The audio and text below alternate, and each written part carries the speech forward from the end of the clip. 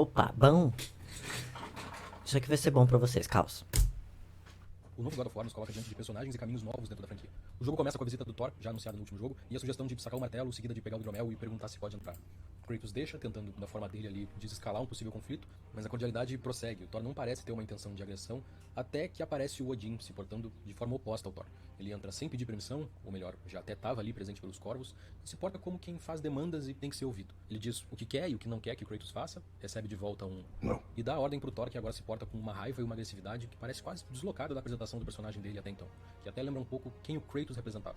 O confronto entre o Kratos e o Thor ali traz pra saga um conflito entre ideias que estão sendo construídas desde o começo de God of War. E pra falar sobre isso, sobre quem tá se tornando Kratos e o que tá se tornando a série God of War, vale revisitar rapidinho os jogos anteriores pra lembrar o que ela é. Lembrando antes que isso é um canal de YouTube e só consegue se manter porque algumas pessoas apoiam através do Apoia-se. Rolam várias recompensas pra quem é apoiador. Ajuda o Agora quadrinho tá fazendo uma tradução pra assistir branco. junto com os apoiadores É um o Nome bom Russo, canal, em português. ótimo. Filme bom demais, mas que só se acha em outros idiomas por aí. Além desse tipo de coisa, tem grupos, conteúdo adicional todo mês, então dá uma olhadinha lá que vale a pena mesmo. Uma síntese bem objetiva de o que é o primeiro God of War é essa fala do diretor do primeiro jogo. Ele fala que a intenção era D&D. tocar na raiva interior do jogador. Aquele espartano bombado, 24 horas de cara feia e que não fala quase nada, resolve tudo pela ação, é o veículo pra trazer ao jogador um tipo de catarse pela violência. Ele faz um acordo Até com os Ares ordem pra um conseguir mais pouquinho, poder, né? em troca de servir à vontade do deus da guerra, se tornando um receptáculo pros desejos do Ares, assim como dos impulsos obscuros do jogador por trás da tela. O espaço para essa limpeza da alma são os dramas entre deuses da mitologia grega, espaço fértil para se projetar os dramas humanos mais básicos, medo, inveja, traição, e a partir dali expurgar tudo isso com as duas lâminas que começam a pegar fogo conforme o jogador manuseia.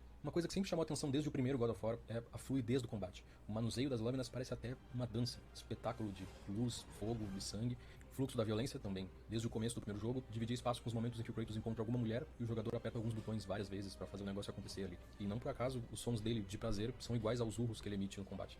Isso é mais uma piada por parte do jogo, mas é representativo da única forma de expressão e existência do Kratos no começo da saga. Os primeiros jogos são marcados pelos Quick Time Events, em que geralmente a única opção de interação é apertar o botão da violência mais rápido, com mais intensidade, seja no contexto do gozo ou da violência. E quem assiste hoje em dia, jamais desensibilizado pela surra de violência que se consome involuntariamente em tudo que é mídia ou rede social, pode não ter a proporção de o quão violento isso era na época. Poucos jogos colocavam como uma necessidade para avançar e progredir o exercício da crueldade. O único caminho até o topo do Monte Olimpo e até a vitória é passando por cima de todo mundo. E no meio do caminho se mata muita gente que não fez nada e não tem nada a ver com a história. Por um lado, o jogo sempre quer que a gente se divirta enquanto executa. Tudo bem que no God of War novo, o Kratos tá lá, ele, nossa, aquele cara calmo e tudo mais, que é, nossa, jornada de aprendizado, papapá, mas assim, aparecem uns parça, né, tipo uns guarda ali do Odin, não sei o que, aparecem uns monstros, e o Kratos, ele meio que, né, ele ele mata mesmo, não tem dó não. Então é meio esquisito. Então, mas excluindo que essa parte existe, inclusive é um porque eu odeio combate, porque não serve pra nada, é só. Haha, divertido, porque. Né, teoricamente, o God of War novo é pra nossa, o Kratos aprendendo, uma nova pessoa, papapá. Aí vem o soldado do Odin, que não fez nada, que o cara tá lá só seguindo ordem. Não, o Kratos não vai bater papo, não vai tentar conversar, não vai tentar resolver de outro jeito, não. Ele pega o machado dele, amigo. Tem uma cena que o cara enfia assim, bau. Aí ele tira, ele enfia de novo e vai até metade do maluco. Assim. Ele já morreu. Na verdade, acertou aqui, atravessou assim, brau. Não precisava mais, né? Ele tira o machado, o cara cai e vai ficar ali, pra sempre. Mas não, ele enfia, tira, joga de novo, tira e na terceira porrada o cara corta o maluco no meio, filho. Mas finge que isso não existe. Executa essa violência. Travou, E por outro, ele também deixa bem claro para que caminho aquilo tá indo. O alvo final da violência é o próprio Kratos. Esse lado dele, do gozo com a violência, é intercalado com um outro oposto que é tomado por um desejo de morte. A primeira cena do jogo é o personagem tentando cometer suicídio, como uma forma desesperada de tentar fugir das visões e dos pesadelos que ele tinha com o momento em que, tomado pelo frenesi da violência, ele matou a própria mulher e a filha. A salvação desse martírio é prometida pelo preço de trabalhar para os deuses, um conjunto de tarefas que termina com a vingança contra o próprio Ares, causador de todo o sofrimento, entre aspas. Ele é o alvo da vingança, mas quando ele morre, o mesmo vazio de antes vem à tona. Quem procurou o Ares desde o início foi o Kratos, assim como foi ele mesmo que seguiu o caminho que levou até as visões e os pesadelos. Daí, nessa luta, o jogo confronta a gente com o significado de toda a raiva e da violência que ele está perpetrando. Aquele caminho da violência do Kratos tem como alvo final e o último e verdadeiro responsável a ser morto, ele próprio.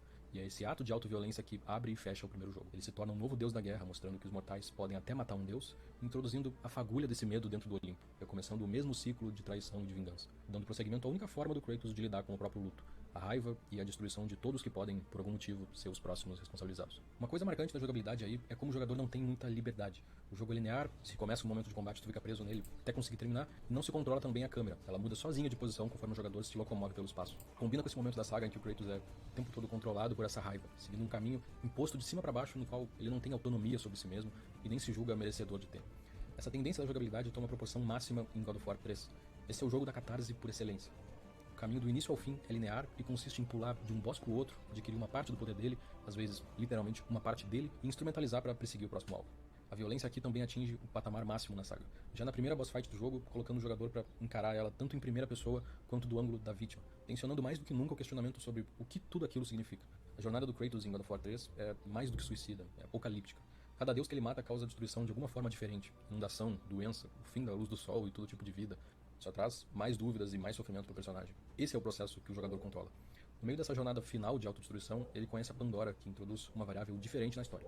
Se ele parece mais perdido e com um destino mais traçado do que nunca, entrando na espiral solitária de morte, o tempo que se joga junto com a Pandora introduz nesse fatalismo uma forma diferente de pensar e de jogar também. É nesse curto momento, em que se joga até de forma mais cooperativa, ajudando e sendo ajudado, que a história da saga se move no sentido inverso. Depois da luta final, que confronta o jogador mais uma vez com a brutalidade em primeira pessoa, ele só tem uma forma de progredir a história. Se tu, conforme a saga cultivou até então, seguir apertando bolinha, o botão clássico de intensificar a violência, aquela cena continua eternamente. O único jeito de sair dessa tela inundada de sangue é, pela primeira vez, frear essa violência e olhar para si mesmo. É esse gesto de encarar a si mesmo com um olhar agora diferente, com uma gentileza que não se permitia antes, que guia o Kratos nessa jornada no meio da escuridão dos próprios pesadelos para achar uma resposta diferente. O jogo encara toda a violência cometida até então e vira ela contra o jogador. Ele é obrigado agora a matar a si mesmo, mas com um significado totalmente diferente do ato que abre o primeiro jogo. Não é mais um ato egoísta, entre aspas, no sentido de ser movido por motivos pessoais, mas sim um ato de generosidade, apesar do prejuízo da própria vida.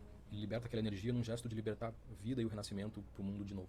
Indo por esse caminho, os temas do reset de God of War em 2018 não são novos, no sentido de que essa busca pela redenção da violência através do confronto com a negatividade do eu, da própria masculinidade, estão em desenvolvimento em todos os jogos de diferentes formas. Apesar de o apelo da saga estar nessas coisas, a contradição e a ironia É sobre isso o RPG do Universo. Quebrar isso que é do D&D, isso que é até do Ordem, do Call of Cthulhu. Todos esses jogos, não adianta, cara. Até Vampiro à Máscara. O foco deles é do combate. O foco deles é no combo, é na porrada, é na agressividade, é na violência, no sangue. E você só é forte se você tem mais nível, se você matou mais gente. Diferente do nosso. Aqui a gente foca isso aqui, cara. RP, o sentimento e você saber lidar com você mesmo, com os problemas, você saber buscar uma nova forma de resolver o jogo sem ser desse jeito, do jeito comum, do jeito normal, do jeito apático. É sobre isso. estão sempre ali acompanhando. O que está no centro do jogo agora, no 2018, não é mais o ato de servir ao interesse dos deuses, nem executar uma vingança também desconectada de si. Pelo contrário, é uma travessia mais pessoal do que nunca. Levar as cinzas da falecida mulher a Faye mais alto. Assim como no primeiro jogo, aqui a história parte da morte da mulher como motivador das ações do personagem. Mas, por outro lado, se no primeiro ela é um sujeito ausente, só existindo como vítima que catalisa os eventos, no novo ela morre por causas naturais, e o ato de carregar as cinzas até o monte é pedido dela própria, que inclusive deixa pistas e sinais por todo o caminho que eles devem seguir. Enquanto o antigo Kratos carregava as cinzas da falecida esposa na pele como maldição e lembrete do que ele fez, o Kratos de agora carrega as cinzas da Faye como um gesto de carinho. Essa também é uma trajetória de lidar com uma perda, enfrentar um trauma, mas em termos muito diferentes. O instrumento não é a raiva. Ele existe e ainda é parte dele, tem a mesma mecânica de ter uma barra de fúria que vai se enchendo conforme joga, mas o personagem agora tenta controlar e direcionar racionalmente essa raiva, ao invés de ser controlado por ela. Em parte, isso se reflete na forma de jogar. Aqui, pela primeira vez, quem controla a câmera e pra onde olhar é o Kratos. A câmera nunca desgruda dele, não direciona pra onde ele deve ir ou o que deve fazer. Esse canal é muito Tem bom, faz mano. imagens Tem como não. dinâmicas pra se assistir a ação. Quadro A forma de branco. combater no jogo Vejam. também não funciona É com a mesma maravilhoso. lógica de Pro RPG operar uma vai ser muito dança bom. caótica pra todos os lados. O combate é mais preciso. Os diferentes tipos de inimigos têm diferentes pontos fracos que precisam ser atingidos. E como mudança principal, tudo, desde o confronto até a resolução de puzzles, tem que ser pensado partindo da cooperação com Atreus. Ele toma decisões próprias às vezes, em alguns momentos chega a atacar o Kratos, e o jogador tem que lidar com isso. O quanto ele está disposto a cooperar positivamente depende do estado da relação entre os dois. E a missão que a Faye planejou para eles tem como pré-requisito o enfrentamento dessas dificuldades da relação, conforme cada um dá andamento à sua própria jornada ali.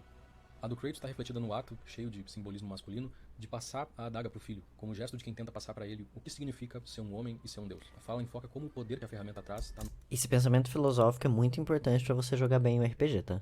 Se você quer ser bom mesmo, se você quer ser tryhard, se você quer ter multiverso, isso aqui é essencial, tá? Não... Claro, o básico disso aqui você consegue jogar. Se você realmente vai com tudo, aí tu fica bom mesmo. E aí você consegue lidar comigo, você consegue lidar com a Toriquetora. É isso que eu quero. no autocontrole de quem usa, tentando ensinar pro Atreus qual é a posição dele ali e como sobreviver num mundo cheio de ameaças sem que ele repita os mesmos erros que ele cometeu, sem que caia nos mesmos impulsos destrutivos. O drama do personagem é não se sentir merecedor ou capaz desse papel, ter o medo de repassar a maldição pro filho. O Baldur, vilão do jogo, é um contraste direto para como o Atreus é ou poderia ser. Enfeitiçado para não conseguir sentir nada com o corpo, como uma medida controladora por parte da mãe, é um cara que quer desesperadamente sentir alguma coisa, sem saber o que fazer, direciona esse desespero para todo mundo em volta. A presença dele ali coloca muitas dúvidas sobre o que pode acontecer com o Atreus se o Kratos optar por lidar com o próprio medo, projetando no filho, através da raiva ou do controle, já que as profecias, que têm tanto poder naquele mundo, apontam que o destino do Atreus também é matar o próprio pai. Nessa mesma ótica, o encontro com o Thor no Ragnarok tensiona os limites desse esforço do Kratos, à medida que ele próprio é, assim como o Baldur em relação ao Atreus, um possível reflexo do que o Kratos pode se tornar. Inicialmente, o Thor não parece ser mal ou ter uma intenção negativa. Eles parecem, em alguma medida, se entender ou se reconhecer um no outro. A agressão parte de uma ordem do Odin, de cima para baixo, que relembra o Thor da condição dele ali. Algo análogo ao Kratos no começo da saga, alienado de si próprio, intercalando entre êxtase de briga e um estado muito melancólico, autodestrutivo, até suicida. Nesse primeiro confronto, o Thor fala que eles dois são iguais, que quer ver o monstro de dentro, que não tem como ele ter abandonado o que era antes.